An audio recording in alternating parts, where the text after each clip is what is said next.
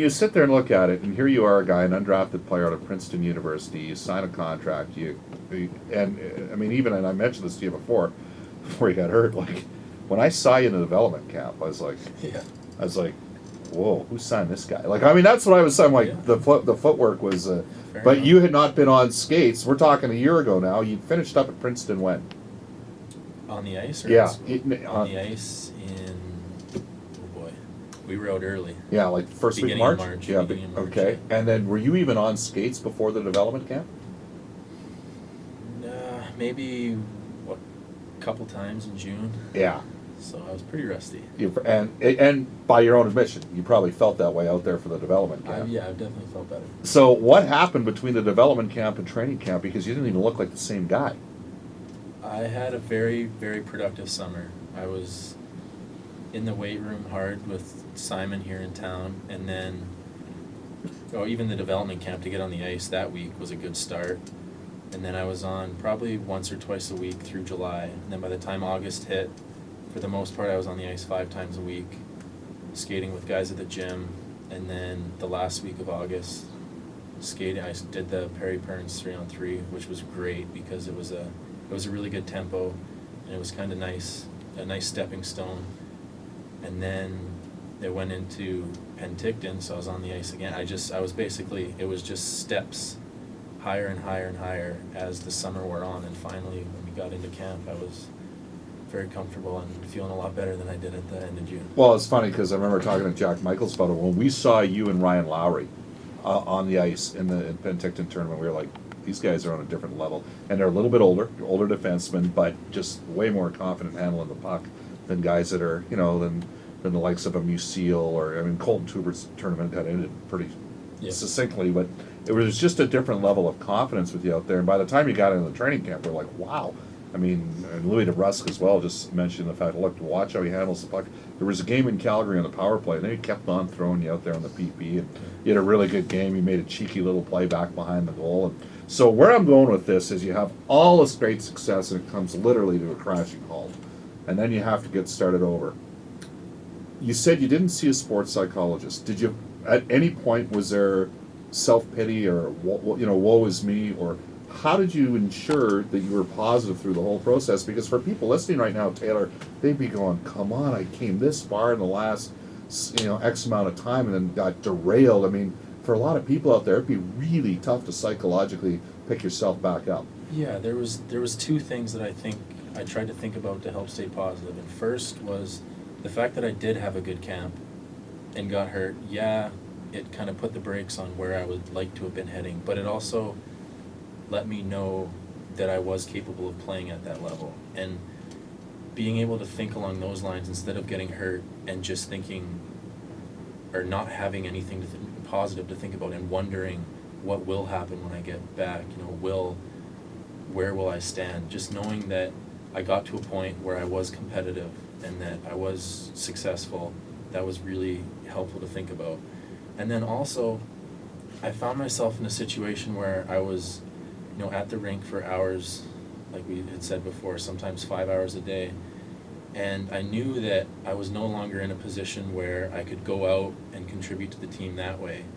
So being in the dressing room, if I got a chance to be around the guys, and if I was just self-pitying the whole time and not working hard, I figured that would be a negative way to contribute to the team. So at least if I was able to stay positive and work hard, although I couldn't actually contribute on the ice, at least I could try and be a positive person to be around off the ice. The season ends on April 7th. You practiced with the team the last 2 weeks. You got in contract drills the last couple practices. I guess, have you continued to work out straight through, or did you take a couple, because all the guys will take a couple weeks, 3 weeks off, and then start working out probably middle of May. I'm assuming you've just kept straight at it. I've pretty much kept straight at her. I took a couple days off last week to rest up a little bit and just try and, I basically want to stay mentally fresh too. I don't want to get dragged down in that way, but I basically kept at it the entire time. And it was nice for the couple weeks right after the season ended.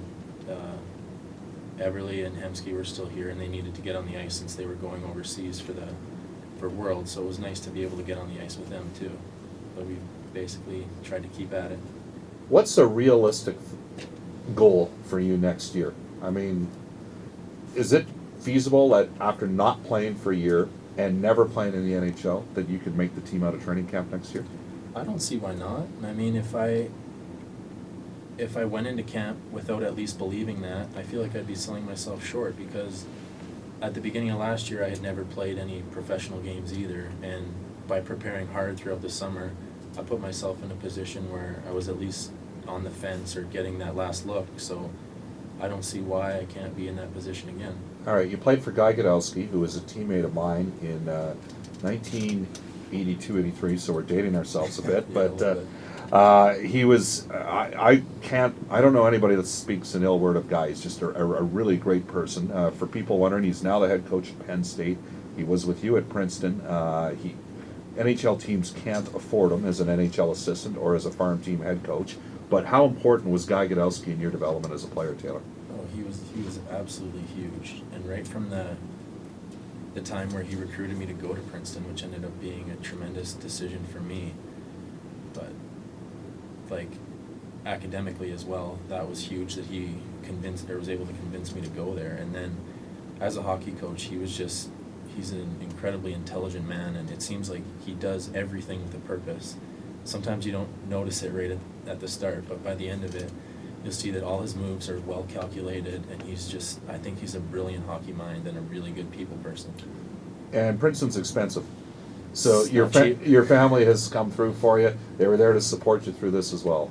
Yeah, they were, and luckily the financial aid program at Princeton is very helpful, and it's not something that you need to repay the school when you get grants and financial aid, but it still wasn't free, and I'm indebted to my parents right now for them to help me get through that. When I went to the U of A, it was $1,500 a year.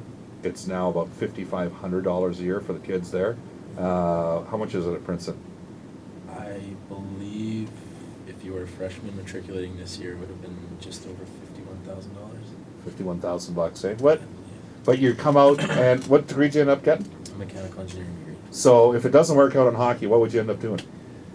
Well, if I wanted to stick around Alberta, I think there's a lot of opportunities with the oil sands and everything going on now. So I'd like to at least tell myself that there'd be an opportunity somewhere. Yeah, but it's a long way before that's going to happen, right? I sure hope so. All right, well, have a great summer in terms of doing what you need to do to come back and get ready to go. I'm assuming we're going to see you at the rookie tournament. Are you going to be at the development camp? I believe so. Yes. You are going to be at the development camp. The rookie tournament, I'm not so sure. I was the oldest guy in the tournament last year. So Right. I think that might not be able to happen. Yeah, I think you're allowed to play 1 year of minor pro, and that's it. So you may have lost that year of minor pro just because of the injury, and maybe there is an age thing.